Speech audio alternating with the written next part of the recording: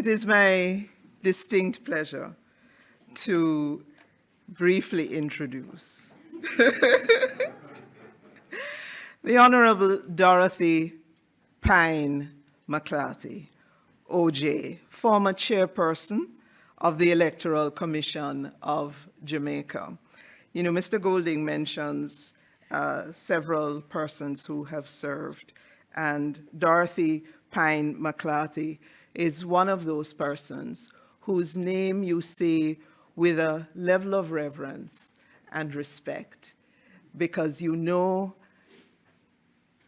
even I would think those who have come much later know her contribution to nation building and to this country. Dorothy Pine McLarty is a practicing attorney at law for many, many decades. As I said, she was chairperson of the Electoral Commission. She sits on the Board of Governors of St. Andrew High School for Girls and on the J.N. Bank. She was awarded the Order of Jamaica in 2007 for outstanding public service and received many, many, many, and deservedly so, honors and recognition. Could you please welcome the Honorable Dorothy Pine McLarty.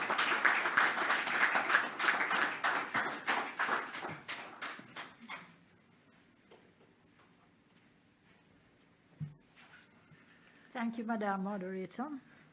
Please don't think that I'll be here for the rest of the evening. My eyes are not as good as they used to be, so the print is enlarged.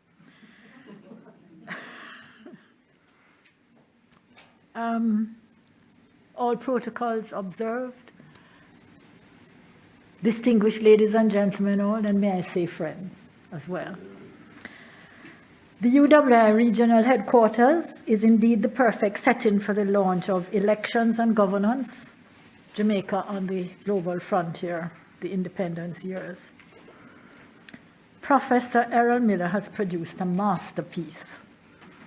It is a brilliant historical account of the politics and governance of our big country on a little island, because of our countries.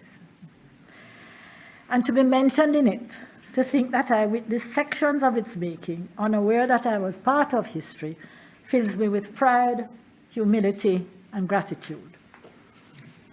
Great people bring out the best in others. By their vision, they turn weaknesses into strength, obstacles into opportunities, and challenges into triumphs. Professor Errol Miller is such a man. As chair of the EAC-ECJ, during the years 2000 to 2012, he was determined to continue the glory days of the EAC into the ECJ. It is no wonder that two former leaders of our foremost political parties and two reverend gentlemen from two of our most revered religious bodies are not only in attendance, but on the program as well. I had heard of, but never met Prof. nor Dr. Herbert Thompson. Yet there was an instant cohesion between us some 20 years ago. As Prof recounts, which extended to our first meetings with the two appointed politicians, namely Senator Maxine Henry Wilson with Mr. Michael Peart as alternate, and Senator Rand Peralta with Abe Dabdoob as alternate, and subsequently with then Director of Elections, Danville Walker. To the credit of our politicians, this rapport extended to their subsequent appointees, our shared outcome being a better Jamaica. And this rapport continued with the appointments of Justice the Honorable Billy Walker, Professor Alvin Wint, and Justice, Honorable Earl Jarrett, and Justice Carl Harrison. This rapport and this friendship or whatever, although we had our problems and all, but we got along. Now, let's take a brief look behind a few scenes in the book. Working committees were immediately established to include finance and administration chaired by Dr. Thompson, the technical committees by Prof, and the legal by myself. I must emphasize that these were working committees charged with monthly meetings and reports, including all aspects of our assigned portfolios, presented at the weekly Wednesday morning full meetings of the EAC and then the ECJ.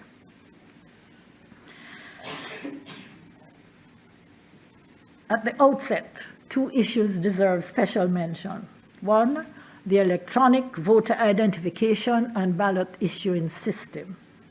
The EVBIS was high priority, and a demonstration along with two other competing companies was scheduled at the conference center. Neither company was ready, but it was a golden opportunity for us, the newly appointed members, to get an understanding of the electronic voting process and its possibilities for legal reform. The Honorable Oliver Clark, of blessed memory, had been invited to participate. He insisted that every time he input his name, the name Portia Simpson Miller appeared on screen. And believe me, I went and took a look and saw it. So, anyhow. Then the February 01 by-election afforded a first-hand introduction to the extremely competent EOJ team and Danville Walker, the very knowledgeable and affable director of elections, very ably supported by Earl Simpson, director of field operations, and Orette Fisher as director of administration. We were satisfied that the EOJ was in safe hands. We knew we were off to a flying start, which would prove to be an incredible experience. As from the outset, credit after credit was earned by the EAC, then the ECJ, resulting from the energy and enthusiasm displayed by Prof. In each and every undertaking, though always emphasizing that our committee and then our commission was merely building on the groundwork that had been laid by previous chairpersons and committees. Success does not come easily, I learned from Prof. The value of testing the temperatures, examining agenda items in depth before meetings to anticipate the reactions from fellow commissioners, the director, the EOJ team, the Jamaican public via lengthy discussions with Prof, usually on Sunday evenings, in preparation for the week ahead. I hope you gave permission, Sharon. Thereafter, it was all hands on deck, all systems go, as with unbelievable alacrity. Prof had us delve into the history, inner workings, problems, and possible pitfalls of the EAC, EOJ, and even the ECJ, revising, reforming where necessary, updating what became significant achievements and solutions of some 30-odd issues of great moment, though always with consensus. And of course, I will only name a few. The production of the voters list twice yearly, annual agreements on the location of polling stations, establishing in-house printing capacity in the EOJ, contracting services from outstanding political analysts, reaching out to religious leaders in each parish for support, selecting and deploying election day workers, including specialist workers, creation and role of the election center modeled on the EAC,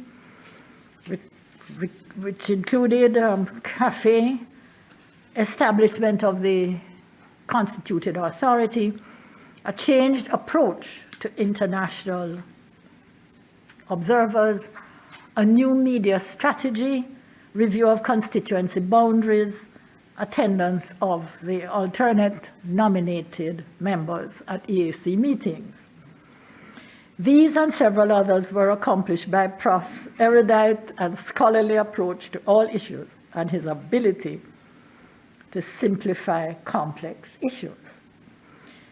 Usually what happens at these meetings is sacrosanct, but you all will understand if I share that they could become quite boisterous at times, as Prof permitted extensive input from all members until we heard, colleagues, colleagues, colleagues, and order was immediately restored. Remember that, Prof? Mention must be made of the tremendous regard extended to the ESC, ECJ, EOJ in Jamaica, and worldwide. Indeed, I recall the invitation from the Commonwealth Secretariat to attend for in-depth discussions on electoral matters. Prof asked me to represent the ECJ, so armed with a dozen copies of our 07 report, I rushed off to London, expecting to be meeting some 50 representatives. However, there were only 8 or 9 from Australia, Canada, South Africa. You know them all. Jamaica was the only dot, 8 or 9. To my surprise, all our reports had disappeared by next morning, and more were requested. Said I couldn't carry anymore. Even more surprising, and even now, I think about it, queries were raised about the political representatives on our commission. But my greatest surprise came at the end of that year, when the chair of the UK Commission called to say they now had politicians on their commission. Though, of course, Justice Harrison reminds me that the tenure of their politicians is not as secure as that of ours here. Another example of the impact of this our big country on a tiny island. Underlying all the foregoing were the burning issues of our democracy, voter apathy, and campaign financing. Democracy and voter apathy must remain as works in progress. The journey for campaign financing commenced in 2003. The legislation was partly passed in 2015-16. After several drafts, redrafts, redrafts, presentation of reports to Parliament, and it went on, and I see Dr. Phillips here. I know he had to assist with all those various presentations. Thank you, Doc, belated. However, I am pleased to say that Prof. Miller was in attendance the morning in 2016 when our Prime Minister, Most Honorable Andrew Holness, and our then leader of the opposition, Honorable Dr. Peter Phillips, attended a breakfast meeting to show us their party registration certificates.